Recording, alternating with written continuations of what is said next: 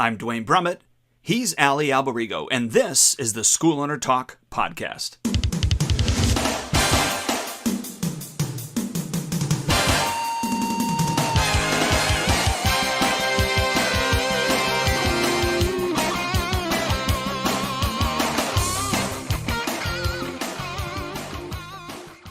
Hello again, Dwayne Brummett here with Ali Alberigo, SchoolOwnerTalk.com. Good morning, Ali. Hey, to you as well, Dwayne. Awesome to see you. I wish you lived locally. We just had our holiday breakfast. There was like 12 of us school owners out to breakfast.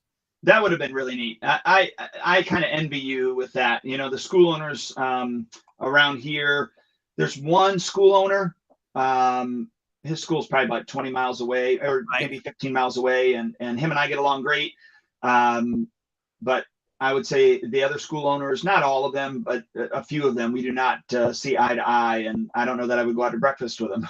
That's funny. Like at first, when I brought this concept, I used to have a thing called the UMAC, United Martial Art Council. And it was a once a month thing. We'd get together and we'd have dinner, and everyone had to bring one of their marketing ideas that was working for them in their school. So we'd go around the table, and that was pretty cool for a while, but it was nighttime. So everyone had to take off their dojo. It didn't work. And it ended up, disappearing. But this one, we meet every Wednesday with like 5 of us or 6 of us. But this was the big one with all our friends. And it's funny, like we're literally like all within, I don't know, like a 15-mile radius of each other, but we all get along great. All of us are thriving, some doing better than others, and, but still all doing well. And it's just fun. We talked to some funny stories today. I'm like, I wish I had you all on last week to our show with funny stories. Like this, one of my friends, he's like, a kid came in the other day and he's like, hey, sensei. And I'm for the people who are just listening, he's holding up his finger and he goes like that. I have a hang nail on my finger. And when I touch it, ow, it hurts. And he shows him and he goes, ow, it hurts. He goes, okay, just don't touch it and get back out there and start sparring, like that kind of thing. Like when my finger does this, it hurts. Don't do that then, that. So we had like 4 or 5 people chiming in with funny stories. I'm like, wow, this would have been good for our last week's podcast. Yeah, I thought about you last night because there's a kid who came in with his belt not tied correctly. He's a yellow belt. No. And I said, take your belt off and tie it again because it's not tied correctly. Well, he didn't even have his uniform tied. Oh, you know how you tie in the inside and tie on the outside on the uniform. Yeah. I go, you got to tie your uniform. Yes, so just tie it into bows like you do your shoes. And he goes, I don't know how to tie my shoes. Wow. How old? I go, well, what shoes do you have? He goes, I just have Velcro. He's 9 years old. Yeah, well, that's not bad for a 9-year-old. I have 12-year-olds and 13-year-olds that can't do it. So, I mean, I think it's just, you have to blame society. It's almost like not even blaming parents. It became convenience mentality, right? Like, so it's so hard to keep untying your kid's shoes and telling them how to do it. They invented Velcro. It's easy. You're in and out and done, right? Like, so life became easier. It's just like almost now kids, I believe, and I had this realization the other day, that they don't retain information by choice because they don't need it, because they could call upon it at any given time. Like, I'm always, and you don't even have to type it in now. Hey, Siri, how old is, Bruce Willis? And watch, I just did it. It chimed in. I found this on the web for how old is Bruce Willis, and watch like I just did it. Check it out. You know what I mean? Like, that's the funniest thing. And you could get an immediate answer at any time. So why retain it and try to memorize it when you don't need it? I have my Alexa here. Watch. All right. Yeah. Alexa, how old is Bruce Willis? Bruce Willis is 67 years old. Bruce Willis is 67 years old. I mean, I didn't have it turned up really loud. Maybe you couldn't. I heard it. We could hear it. But so I think that is the problem, right? So you don't have to retain the info. So why bother memorizing it, right? So it's almost like things that we don't love to do, we'll only do to get by. Like, for example, tying your belt. If your parents do it for you, why bother learning, right? And that's what I tell the parents all the time. We want to make self-sufficient children, not have them reliant on us. However, I must admit, I believe that a lot of parents like them to rely on them. Like I remember being at Adam Lux's dojo in Michigan, and a kid got hurt during my seminar and he was crying. So I did a pattern interrupt. I usually walk over and go, "Hey buddy, you okay?" And he's crying hysterical. I'm like, "Hey, what color is pizza?" And now they're like thinking, "Well, what color? What a weird question. What color? Hey, do you like, do you eat ice cream?" And then all of a sudden they're thinking about those stupid questions versus how hard. And the mom ran over and hugged him. "Don't worry, you'll be okay," and started crying again. So I did the same pattern interrupt. She stepped back a little. She stopped crying. I did another thing. "Do you eat, boogers? Whatever it was, stop crying." Mom ran right back over. "It's okay. Let me see Finally, I turned to her and I said, I had him stop crying twice. I said, "You want him to cry so you could coddle him." I wasn't at my dojo. I could say what I want. And she got upset with me. Adam Lux said, "Oh, she's mad at you." Like, "I don't care. I don't own the school. You do. You deal with it." I just tried to help the lady twice, and I did successfully. And she just brought him right back to where he was. Yeah, it's crazy. Speaking of that, our call today, right? We're talking about this year coming up. And I was talking, I think we talked about it last week or whatever, where we should be preparing for the following 4 months, 6 months, 8 months, a year, right? We should be thinking about all that now ahead of time, because if you're thinking about January's specials in January, you're already 2 months behind. You're literally picking up scraps of what have been already marketed to properly. Other people who are doing it, they're way ahead of you, right? Yeah. I don't know where you want to start or go with this, but I mean, we're definitely talking about 2023. I think it's important to, I don't know about you, we close the last 2 weeks of the year. So Friday is actually our last day that we're open, and we're only open really for classes in the morning. And I don't even have private lessons at night on this Friday night. And we've got Mr. Bean's got his private lesson that he always does with one student that he's had for years, Right. At 1 o'clock. And then we've Okay. got our special rec program, which is the adult special needs people that we work with on Right. Fridays.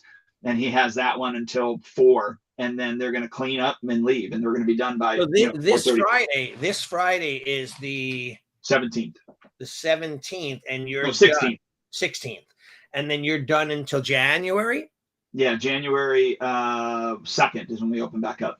Good for you. I am not happy that, well, I am happy that we're not that close in distance right now, because I would just hug you. I would just hold on to you and hug you right now. That's So great. I say all that to kind of preface to everybody that one, take that time. Like, so for me, I take that time to reflect on this year, looking back at my stats, just to bore you, right? Because but you and I have been talking about stats, Forever. Yeah, and recently, for the past couple of days, I've been talking with you about some stats and stuff. Right. But so I take a year. I look at the year in review, see where we're at. Because if you're not keeping stats, then you're just going to imagine what's actually happening in your school, and you're going to imagine it worse than it is, or you're going to imagine it better than it is. Right. And I'll give you for instance. This is just with my health and wellness business, right? With my health and wellness business coaching, I am up this year. Right. Compared to, so I am up almost, well, by the end of the year, probably about 12% over what I did last year. Great. In that. But I feel ever since like probably about September, I've seen a dip. Okay. Part of it, I think, is the economy. Part of it is the time of year that kind of happens a little bit, but not as drastically as it did this year.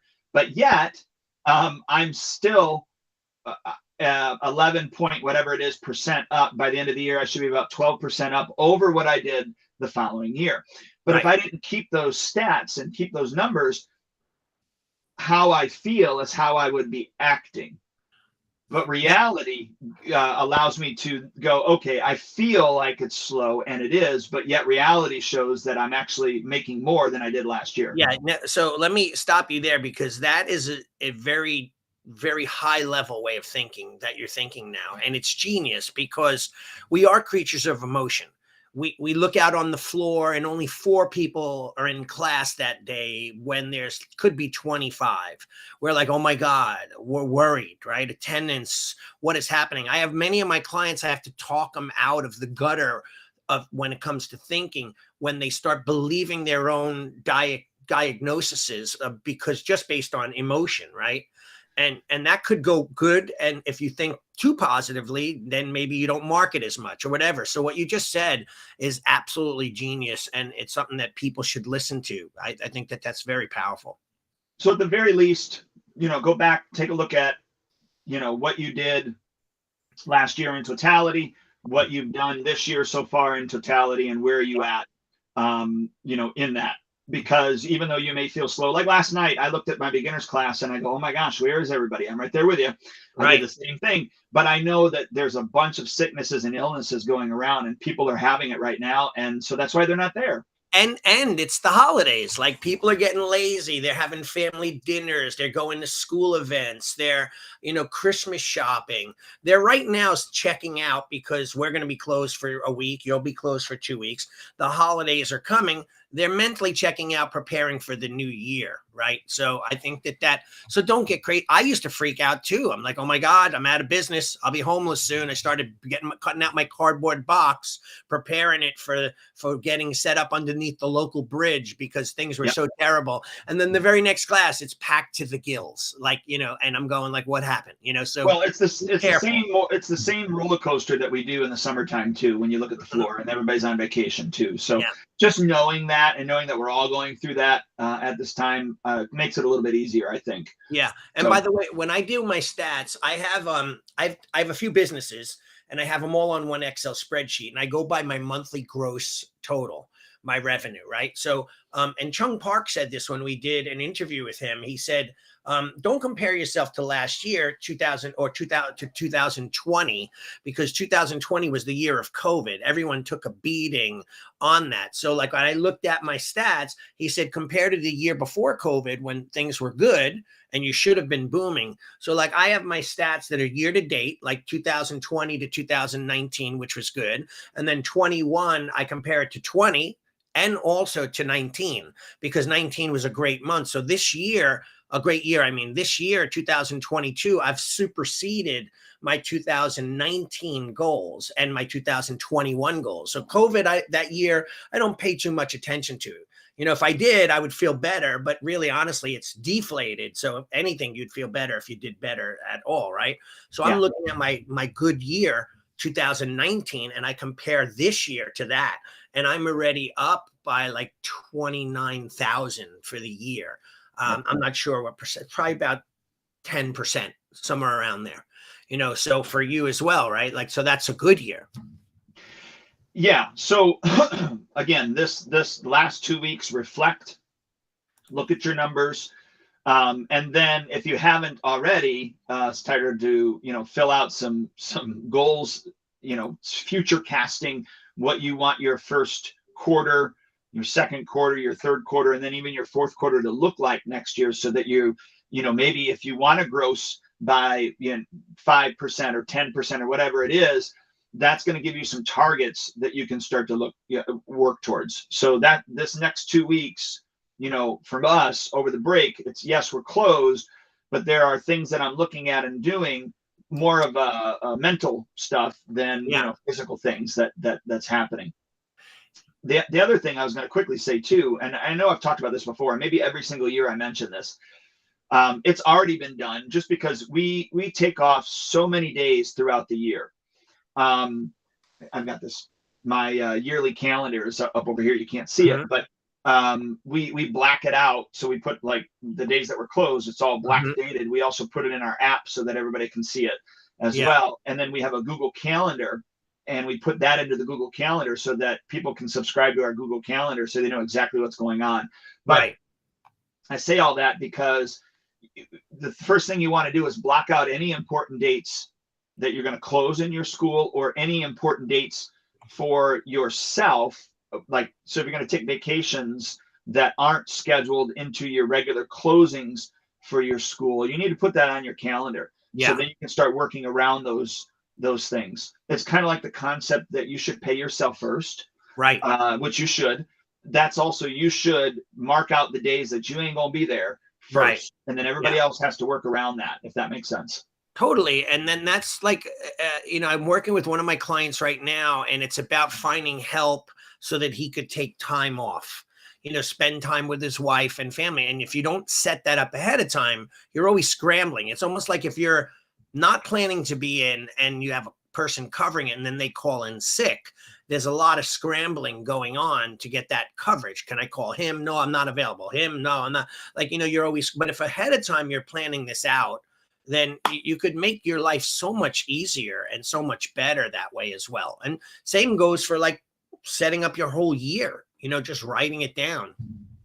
Yep. And I'm just going to throw this out there. And I think I've talked about this before. Tuesday, Thursday are the times that I work on my projects, Tuesday, Thursday morning. So I show up at my desk here 8 o'clock, and then, usually up until noon. So those 4 hours are mostly dedicated. I would say probably 90% of the time are always dedicated to just working on the business. So that's meaning looking at stats. That is, coming up with or working on different events that are happening, or marketing ideas, all those things. That's the time that I'm working on my business. And if you're not, what I call time blocking, but if you're not creating time in your schedule every single week that you're going to do that. Now, that's not to say, what was it, last month in November, I had a few Tuesdays, maybe I think 2 Tuesdays and 1 Thursday, that I had field trips. So I had, schools bring their classrooms into us, about 40, 30, 40 kids. And I got there at 8:30 in the morning.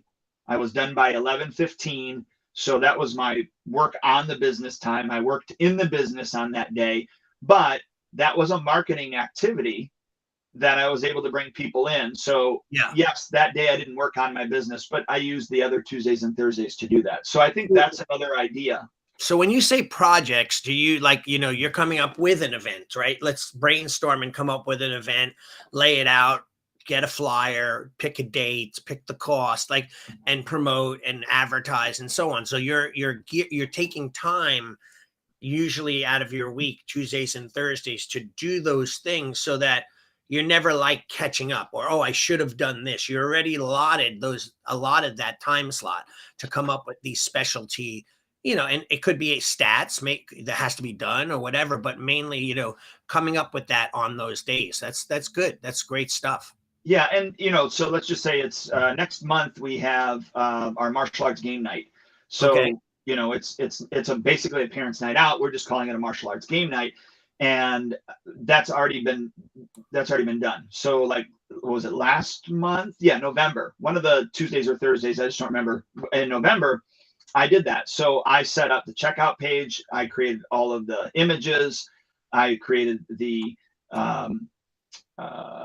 automations. Right. I've already, got those set. I've already put into because you know how you can on your Facebook page, you can create scheduled posts. Right. I've already created scheduled posts. I've already created the stuff in the app that you need, from the announcement page to the shopping cart. That's all done. Right. I don't even have to think about it anymore.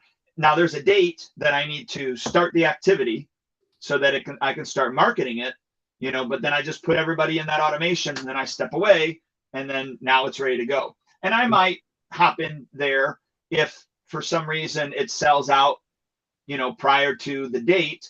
I'll go in and take everybody out of the tag that, and then they're not going to get the information anymore. But other than that, it's already set and done. So, kind of time blocking yourself to work on your business rather than in your business. And Grandmaster Hafner said years ago, sitting down with a legal pad and thinking about your business and then starting to write about the things that you're thinking about is one of the actually highest paid activities that you can do.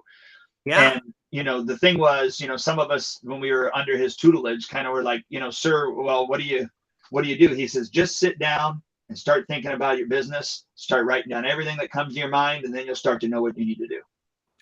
That's absolutely incredible. I mean, and by the way, I always say it, it's like we're printing our own money, right? And I once had someone say, that's illegal.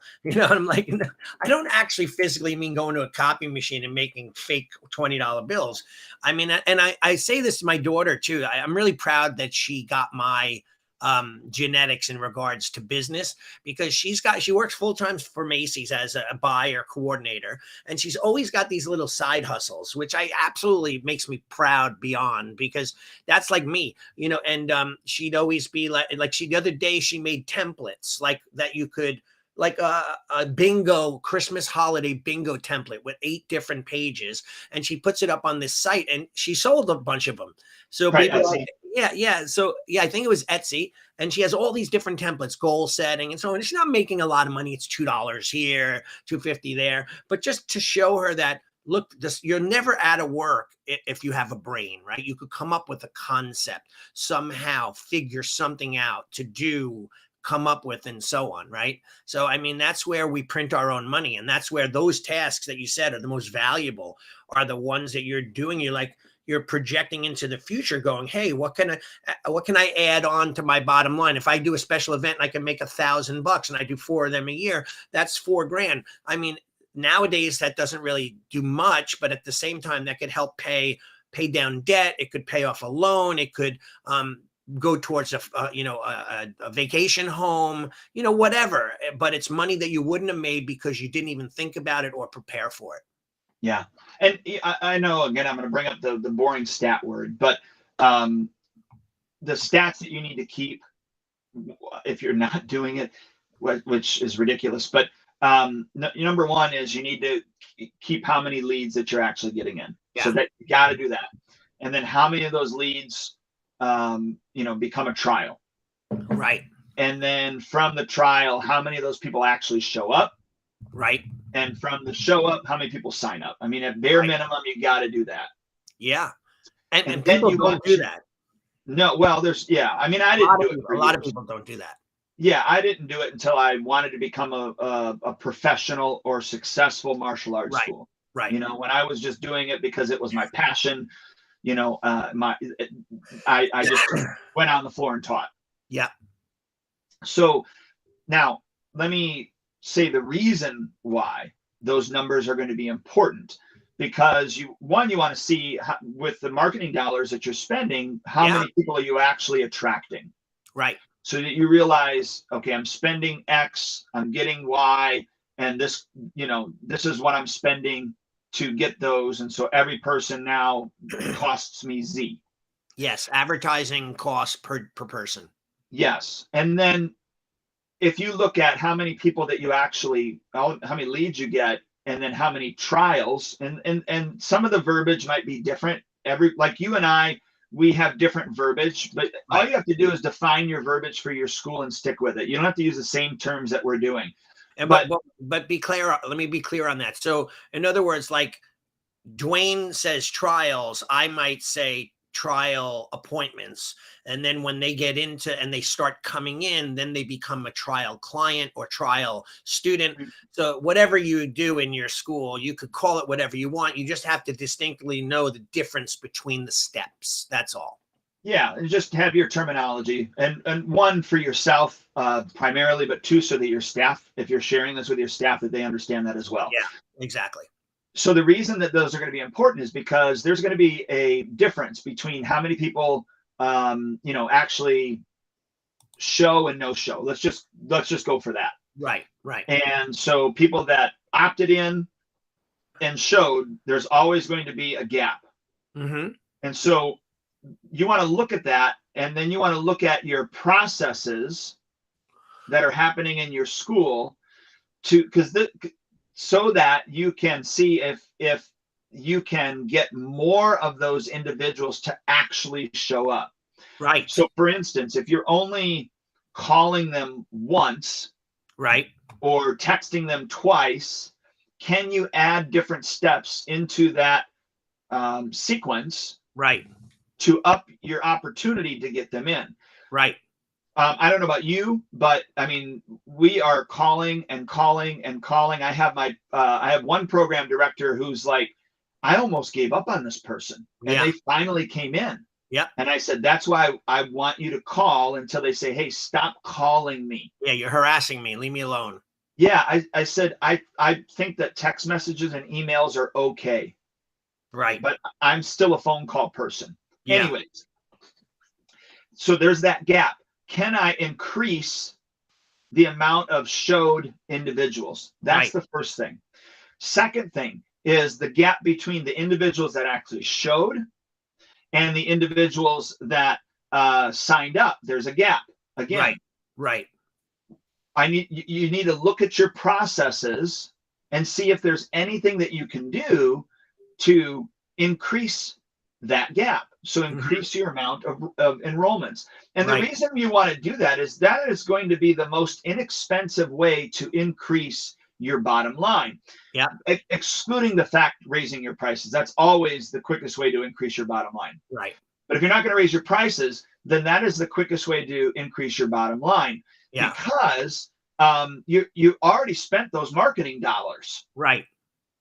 And so if you can improve the sequences or systems or however you want to term them to get more from your marketing dollars, then your cost per enrollment actually drops down because you're getting more enrollments. Yeah. Am I Total sense. correctly? That's perfect. And can I, two things. One, I have been doing Grant Cardone's 10X sales course. And he basically said exactly what you just said in one of the lessons I was listening to. He said, listen, there's only two ways: increase your prices or close more sales, right? And this particular lesson that I'm on is about the journey, the walk through to the sale, right? Which is so important, he said. And then you have to analyze, if you could videotape or make notes and see where you lost them, where they fell off. And that's where it goes back to, okay, they showed up for the first class. Maybe they're in a free month, like in my school. Do they keep coming for the whole month? Because the ones that come actively, normally I get to sign them up. There's a few that just want a free month, and then they already have told their kids, we're not going to join. We just want to do this for the month. We're not signing up. It's too expensive. Some people do that. But the majority of them, I have a whole month to win them over, but I try to sell them within the first week because they're enjoying it. They see the benefits before they talk themselves out of it. Let's get you going right now. Get them in a uniform, get them started, right? So that's important. So everything you just said is just exactly right on the money. We have to make sure. But you do have to notice, like, are they coming in? Did they come in? Yes. And are they continuously coming in? Yes or no? Because they could fall off after their second class. It was too much traffic. It was too interfering with their homework. Like what? So there's many areas where they could drop out. Yeah. So investigating those things. Now, the problem, I think, is that most of us got into this because we enjoy the teaching aspect. Yeah. So doing those things is not the enjoyment, right? Uh-oh. Yeah. You okay? So I tried to mute my mic before I started sneezing, but I couldn't. I was shaking. I couldn't get to the button in time. That's all right. So yeah, doing those things for most of us school owners, it's not the thing that is in our wheelhouse, if you will, to use that term. And so just realize that if you look at that, your bottom line, and then you are able to make the corrections that are going to be beneficial to you, then your bottom line actually increases. So whether you, you all like money probably, and you'd like to earn more money, or at least earn more money to be able to pay somebody more money, right? You know, whether it's yourself or not. But after you do that, you set the wheels in process. You maybe you delegate some of those things. They're not all on you. And I'll give you for instance. I'm looking at my numbers, and I'm looking at the individuals that enrolled compared to how many actually showed up. And, I want that percentage to go up. At one point in time when I was doing all of the intros, so the way that we had it set up is I would do 2 introductory classes. There were one-on-one private lessons. And then by the second private lesson, I would enroll, right? That's when the enrollment happened. My best year ever, I was at 76.7 or 76.6, I forget which it was, percent, meaning that out of 100 people, I signed up 76 people, almost 77 individuals. Ever since, I have had program directors and automations and those type of things I've never hit that number ever again. Right. And which I expected part of that, taking myself out of the equation. Um, and I don't want to put myself back in there, but I wanted to look at how I can create that even better. So personally, what I'm going to do is, and I haven't worked it all out yet, so I'm kind of talking off the cuff here, but one is having a list of those individuals, because I have a program director that works Monday, Wednesday. I have another one that works Tuesday, Thursday. So I'm going to put them responsible on Monday and Wednesday for their new students, and Tuesday and Thursday responsible for their new students. And we're going to have probably like an Excel spreadsheet, which is just going to make it easier, that they're going to have to do phone calls after the first class, see that they showed up for their second class. If they didn't show up for their second class, give them a call. I don't want you texting. Don't text message them. Hey, where were you at tonight? Call them. Is everything okay? Unless they texted us and say, hey, Johnny's sick, he's not going to be in. They already made a private lesson. Those are going to be some variables. But I want them to do more touches.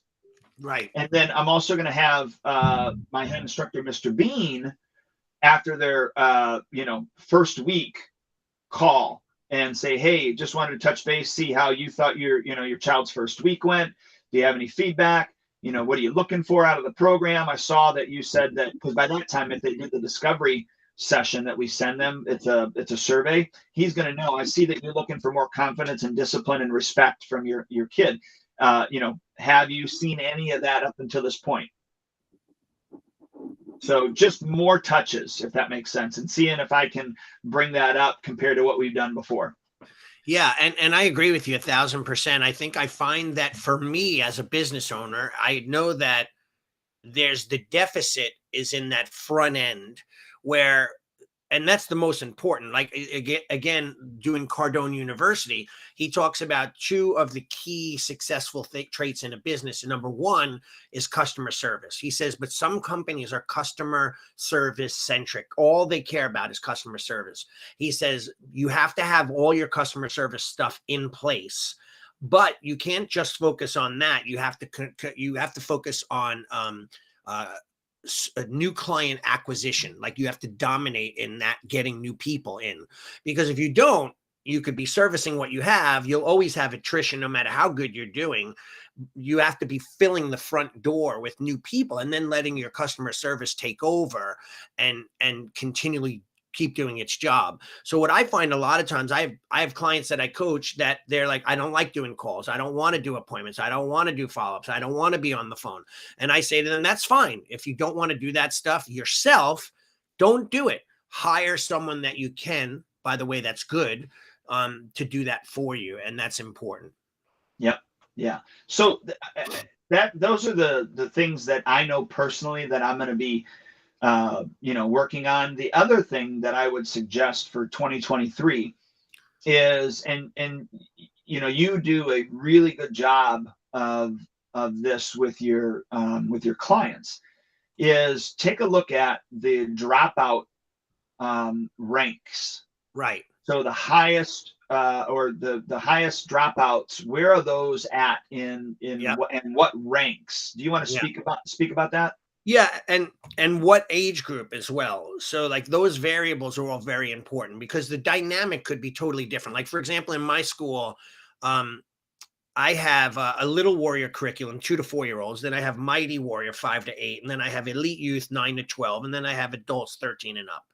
Right. So every one of those dynamics are segregated, separated, different, because each one of them have different factors, right? Like teens and adults are a lot harder to control than you would a 2 or 4 year old, where a parent says, hey, we're going to karate, and bring them, right? So that as long as you sell the parents, they're going to keep them going even through the days that they don't want to go. With an adult, you can't do that. Once they decide, right? So there's the segregation.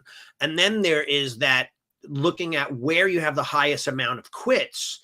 So let's say I take my teen group and I'll go, okay, where am most of my students quitting in the first 6 months, which between the belt of, beginner in my school to like yellow belt, right? So if I'm losing a lot within that time frame, maybe I need to be better. And you and I have done this where I have an onboarding video and continuous emails, and not to say that people read them, but sometimes people just glance, and if they were really reading everything that I wrote from my heart, I'd never have anyone quit in the world, in my opinion. However, some of them are like reading it, scanning it. Yeah, right. I don't believe that. I'll just do what I want, kind of thing. But the more we're in their head and we educate them on the benefits, then we'll be able to keep them longer. So in other words, you need to look and see where your holes are. At one point, you've heard this story. I had a lot of people would quit at purple belt going to brown. When I interviewed, and we had to actually interview the people who quit, call them up and say, hey, who quit, that kind of thing. And we found out that it was the bow kata. We had this big long form for bow that was, it seemed and appeared to be very difficult and long and hard. But once you got it down, you always say like, it's not so bad. But initially it felt like it was tough. And then they also were signing up for another year, just about right as they were going to go for their purple belt, just the way it worked in my yearly agreements, so they were going, I'm bored and my kid doesn't like it. He's frustrated with the kata. And now I got to sign up for another year. He's not happy. Why should, and parents would second guess it. So I basically found out that was the sticking point at purple belt. And it was like very top heavy. Like I'd get them all like up to purple. Let's just pretend I had like 40 purple belts, but then like 20 of them would renew into brown. I knew there was a problem and I analyzed it. So what we basically did, simply just took the kata, broke it into 4 steps and started teaching it at blue belt. So they were learning it. By the time they got to purple belt, they had to learn 2 steps and boom, they had the kata. It's very easy, no frustration. And it was a smooth interaction. And so that helped us a lot. So what I suggest is for people to really analyze what's going on and what ranks they're joining, what ranks they're quitting, how long do they stay, what's the normal amount of stay. Like industry average, it's been like this for 15, 20 years. I remember going to a seminar with Rob Colasante, and it was back from NAPMA. And he said it was around 18 to 24 months. That's the longevity of people in the martial arts. The majority. We all have those that have been with us. Like I just went out to breakfast. One of my students had been with me for 22 years. We were all talking about our students that have been there 20 years, 15 years. But that's the small majority, Yes. right? So, but if we can increase more people getting the purple belt, that means I got more brown belts. That was more likely to get more black belts, right? So that's where we got to look at our numbers and our quit rate. And then we have to take an honest look at ourselves and say, is the curriculum boring? Is it too difficult? Are they not getting tested quick enough? Like there are a lot of questions we should be asking ourselves as to why they're quitting at that point. And then fix those problems if we can. Like simply don't throw the purple belt bow kata out, adjust it so that people learn it easier. You know what I mean? And it's just that simple little tweak. And I'm glad that you brought up the different variables. One other variable could be also the instructor or instructors that are actually teaching at that level as well. So just be cognizant of that. Yeah. And I have no problem with in our staff meetings going through and actually asking, saying, hey guys, this is happening at in our advanced level. More people are quitting at this belt level. Yeah. So I know you're teaching at that level. I'm not saying it's you, but I want us all to take a look at this and go, what do we think the reasons why are? And also, what can we do to correct this? Right. Because I want my staff to be involved into that. I don't want to just think, and it definitely could be the person that's teaching it. So you may have to move that person somewhere else. Their demeanor might be better somewhere else. They very well could be, like, for example, my guy teaches everything, every rank from beginning to end. But let's say you did have a white belt to yellow belt to green belt instructor. And that's what they're good at. It's like elementary school teachers are great at elementary school. They're not the greatest high school. And then some of them will go, no, I don't ever want to teach high school or junior high. Those kids are just, trouble. Like, so they have a knack for what they do. Sometimes the same thing for us. We have less patience for certain people in our ranking age groups or whatever, but we have more dynamics and patience for those higher ranks because that's what we want. So we have to watch and check ourselves in that as well. I wanted to lay out like time goes by so quick, Dwayne. I wanted to give somebody, like I usually do, well, I don't say usually because for the last few years I haven't done it, but I usually do 12 months at a glance, and I would send out this marketing campaign to my staff, and then I'd have it ahead of time. So I wanted to just give an example of 2 months, just so people kind of understand how I think. So like for instance, January, this year we have what we call our New York Tournaments banquet dinner. So it's been marketed to right now, and that's on January 8th. So when I have my month of January, I have a box, all the things that I'm going to do, right? So January 8th is the dinner. I'm promoting it. I'm starting a student referral contest. Everyone trains for free, healthy competition, whatever your referral program, I'm putting some energy into that, like quarterly referral pushes or student drives, right? Then I have start promoting my summer camp. It's January, right? But if I'm not getting people thinking about my summer camp now, they're going to find a camp that's advertising. Right now in our local papers, you'll start seeing advertising for summer camps. Yeah, come January especially. Yeah, so I'm going to be marketing for my summer camp. New year marketing, old student campaign, new student campaign, send out postcards, blah, blah, blah, right?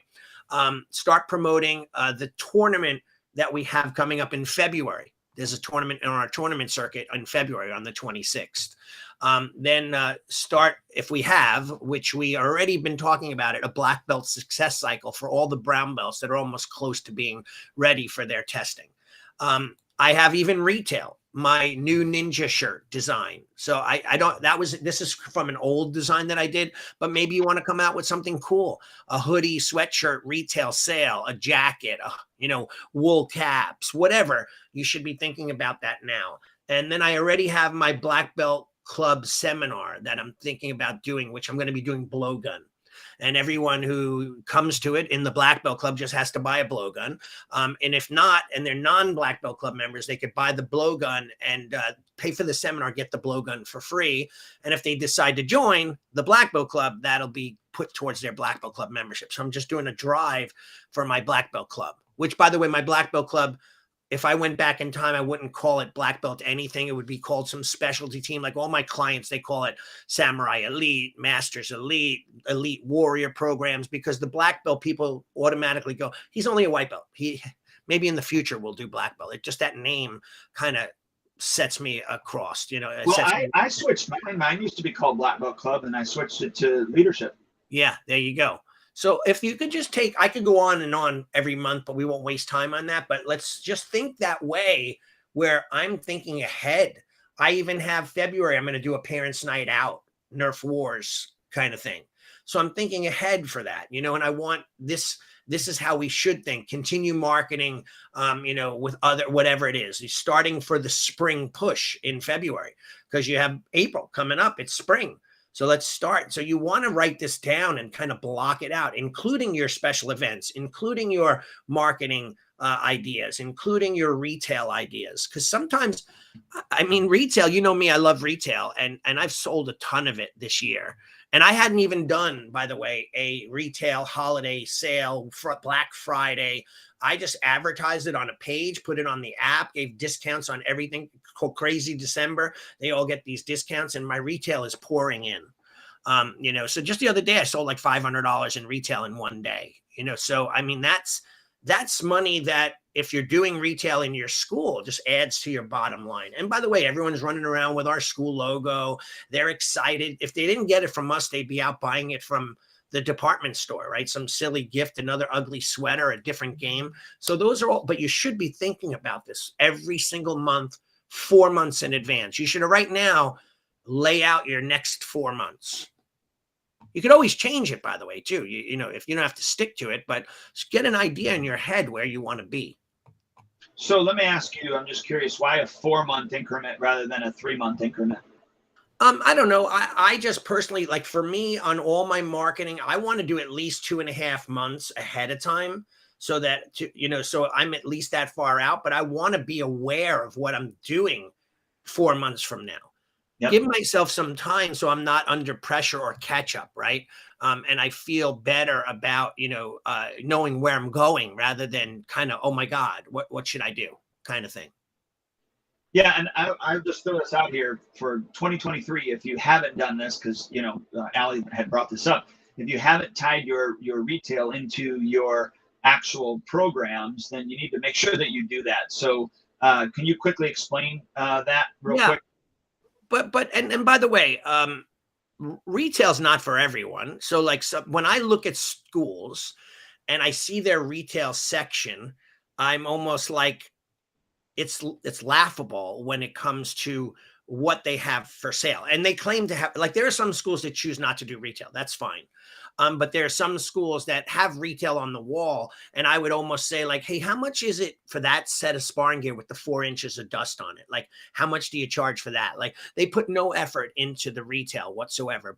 But retail sales that are tied into your curriculum, and everyone can do it, by the way, because I think most schools do sparring. So like if you start sparring at white belt, make it a white belt requirement that they have to buy sparring gear. So for me, my guy Ryan will say to me, he goes, Sheehan, we have about 20 white belts coming up. For me, that's awesome. They're promoting from beginner to white belt.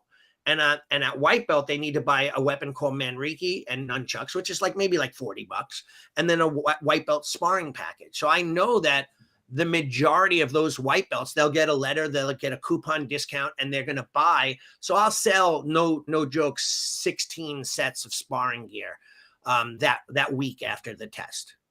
And if I make, let's just pretend like the way sparring gear is expensive now in shipping, let's just say I make $80 times 16. That's almost $1,000 in retail tied into my, my bottom line. And then retail doesn't have to be crazy different. Like if you say, oh, well, I don't teach weapons in my school. We're whatever style we do, we don't teach weapons. Well, then maybe you tie in a pair of gloves to their first level, and then the sparring gear next, or boxing gloves, or, MMA gloves, or wraps for their gloves, or a t-shirt, to them to wear under their uniform. One of my clients, he used to not wear t-shirts under their gi. And it was like, embarrassing at times, women training in sports bras, which is totally fine. They could work out at a gym with that. But when a young kid's in the class or a teenager's in the class and the gi gets pulled open and it looks like she's half naked, it's very distracting and bad for the students. So I said that we wear shirts under our uniform, but we only wear a specific shirt, which is just our LI Ninjutsu Center's uniform shirt. I'm holding up my quote fingers for those just listening. And they have to wear one specific shirt. They can't come in with a specialty LI Ninjutsu Center shirt or one of the other ones that's a different color. They only can wear the uniform that we set out, right? Top, bottom, shirts and so on. So my client did that. And we were worried. He was worried, is it a money grab? Are people going to see it as a money grab? So I said, you know what? Why don't you get a sponsor on the first shirt and put their name on your sleeve? Have them pay for half the shirts. You pay for the other half, and you give everyone a free shirt and say, now we're doing uniform shirts. You have to wear these. And he did, got not one complaint. And now consistently every month he sells t-shirts. So it's not like if you feel like buying it, no, you need it. You need 2 and 3. You lost one. It's dirty. It's in the laundry. We sell hundreds of shirts a year. And that's just by and that's tying it into the curriculum technically, yeah. Right? Yeah. So sometimes we shoot ourselves in the foot by not doing little things that are not going to be looked at as bad. They're going to be looked at as like, yeah, it's the Catholic school has to wear a uniform. Girls wear theirs, boys wear theirs. Do you think the parents are always going, I can't believe it, I'm not going to wear that shirt? No, well, you don't wear it. You don't come to school. This is our uniform, period. Well, why? We're a disciplined martial art. Like, how hard is it for them to understand that they need to wear their uniform to class? And I have it, though. People show up. A kid the other day, white shirt with Yu-Gi-Oh on it or whatever the thing is, and the anime. And I'm like, you can't wear that, dude, in class. I'm sorry. So, and I gave him a bye because his grandmother dropped him off and the mother was sick. So I said, one time only, grandma. That's it. Never. If he comes in again, he's sitting on the bench. That kind of thing. So yeah, so tie in your weapons, tie in your curriculum, tie in your technique, whatever it is, you could tie that all in for retail into your school.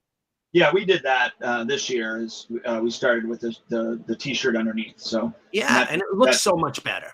It does, and we gave everybody their first one for free, and good. After that, and so yeah, it's just like you're talking about. They the kid loses it, the parent has to buy one, or it got spilt on the way in. Yeah, and by the way, it makes the uniform last longer. And then you don't have, you guys wear white, we wear black, so it's different for us. But you get the sweat stains under the armpits that are yellow. If you have a t-shirt on, that doesn't happen. Right. So like it's the longevity of the uniform. Plus it's just the cleanliness of it all. It looks better, and it's just good for everybody all around.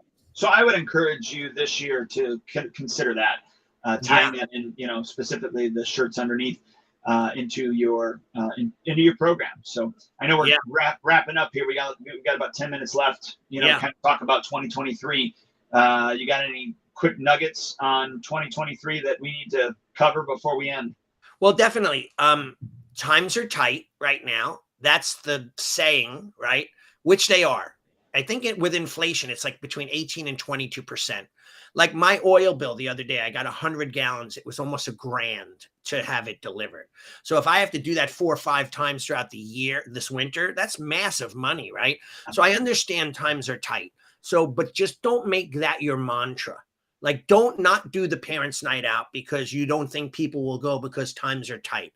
Because there's a percentage of people that are unaffected by it in your population of your school. The ones that are the high earners, the ones that are making tons of money, the ones that are rich, the ones that are hardworking that will do it, spend that money on something for their child, but they'll maybe not spend it on themselves, right? So just what I'm saying is just don't let what they're saying in the news and the economy stop you from doing what you need to do. You could always do discounts, do coupons, mark it down, but keep pushing ahead, right? And try to tag out. Like if you have a certain group, let's say 4-year-olds to 8-year-olds that could come to a Nerf Wars night, do a few of those throughout the year, and then do a different age group and a different event for the teenagers, and then maybe adult seminars, grappling, bring in a knife defense guy, whatever. Add those into your repertoire. You could add on to the bottom line like another $12 to $25,000 or more dollars, just by hosting these events that people will love and love you for, and they'll get an experience of a lifetime.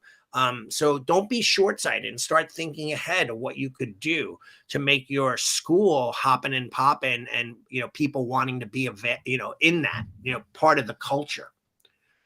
Make sense? Oh, that's totally makes sense. So, and with Nerf Wars, you talked about that. We do 2 different types because we do the zombie one in October, and then we just do regular Nerf Wars in March. We just find that that's the best time of year that works for us, and it has. Except for 2020, it's been consistently successful. They love Nerf Wars. Yep. Right. So yeah, there's some staple events that people will always go. They're timeless, right? Like that. This group ages out, the next group comes in, and we'll do it, right? But as that group ages out, what could we do to appeal to them, right? What could we do that's fun?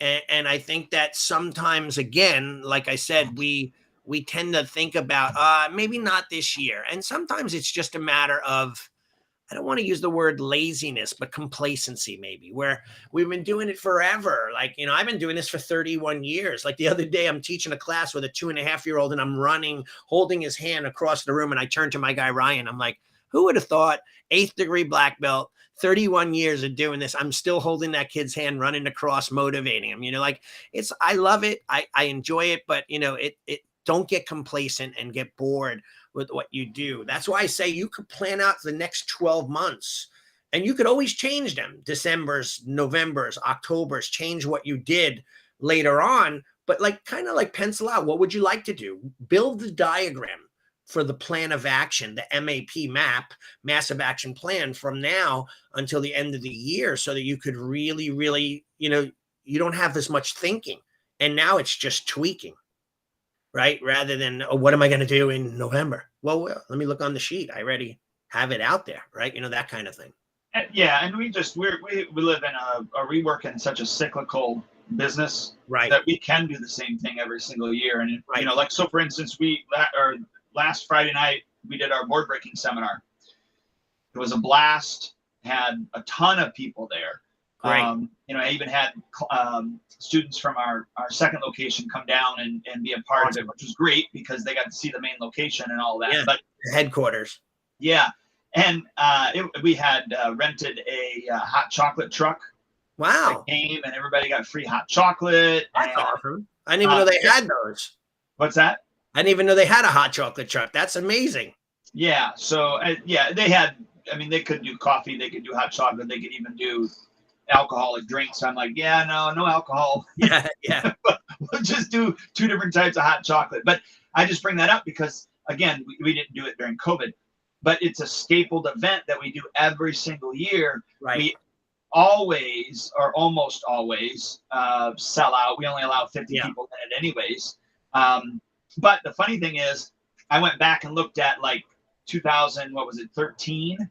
And 2012 even, we charged $15 for a 2-hour seminar. Right. You got to break 3 boards at the end. Wow. This year, each board cost me $5. Yeah. So I charged $25. So I only made $10 per person.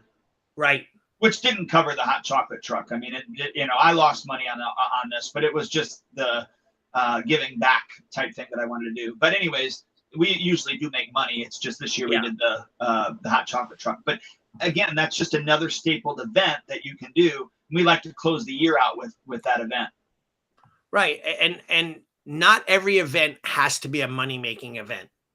However, like retention-based events that are camaraderie building cultural events that will build the culture or the tribal mentality within your school. Maybe sometimes we take a hit and we pay for the hot dog truck and we pay for the t-shirts and we pay for the event because it's just a good thing to give back and help people and make them happy and show them that we care. So there are events that we do for that as well. Like we're doing our annual Christmas party and that's coming up this Saturday. I hire Santa to come down and we have tables and everyone brings a potluck dish of their favorite food and dessert. And we're going to have our demo team perform and it's free. Some families are bringing their parents and the grandparents, like 8 or 10 people are coming from that family.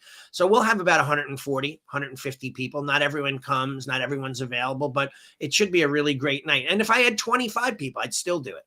Is that at your school? It's in my dojo. I don't rent a hall. I just put tables on the mats and chairs and people, and we scrub and clean afterwards. But yeah, it's just a nice day. Like I'm looking forward to it. And it reminds me that I'm only 4 days away from taking off for 10 days. You know what I mean? Not 2 weeks like you. Yes. I know you're jealous. You're lucky. I'm virtually hugging you again on that. That's right.